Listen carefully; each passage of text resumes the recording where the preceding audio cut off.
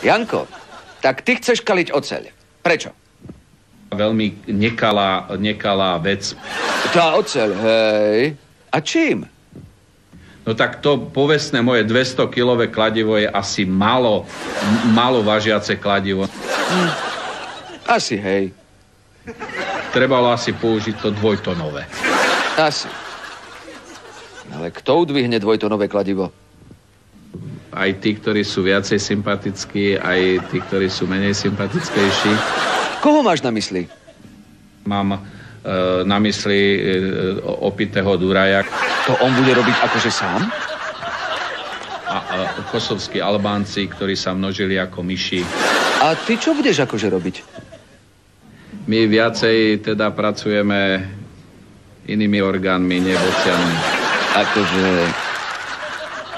No.